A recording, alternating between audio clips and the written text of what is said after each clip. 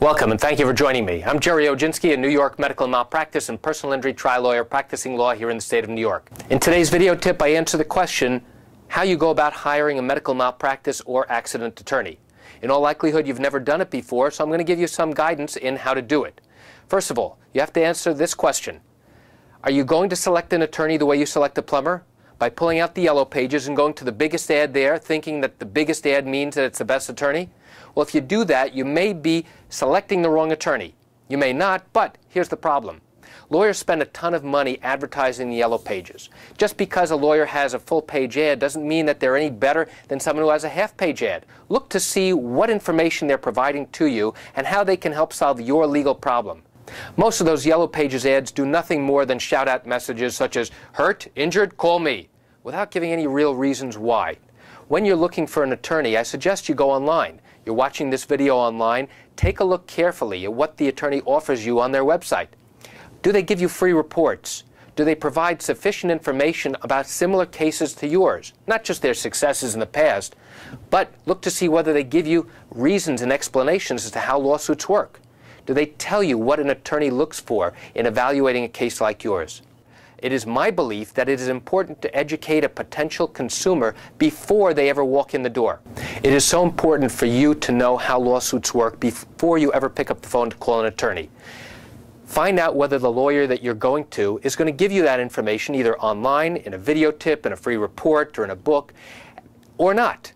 And if they don't, ask why not. Why don't you have this information? Why don't you give this information away freely? And I'll tell you why. Most lawyers don't want to do that because they want you to come into their office first, and they want to sell you once you're in their office.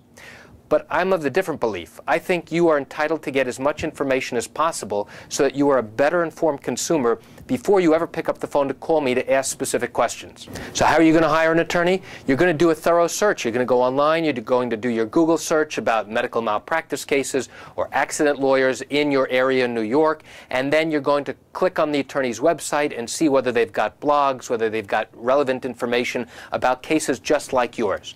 There's one final point that I need to tell you about. Find out whether the lawyer that you're looking to is in a large firm or a small firm.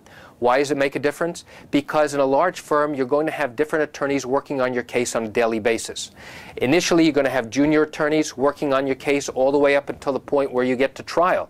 And then you're going to have a partner or a senior partner handling your case.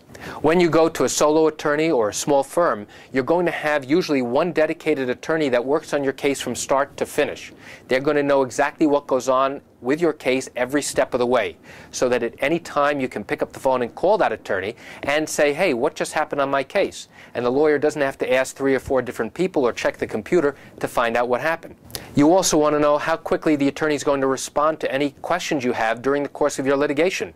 Do they take a while? Will they respond by email? Will they respond only by phone or by letter? How often do they update you? That's very important to understand. Just to give you a last example, I had a call from a gentleman who lives in New Jersey but sent me an inquiry while he was vacationing in Florida. He was so impressed with the fact that I responded to him immediately and called him on a Sunday morning to ask him detailed questions about what was going on with him, that in his opinion, that was so important. And that's it for today's video tip on how you hire an attorney. I'm Gerry Oginski. Thank you for joining me. Have a great day.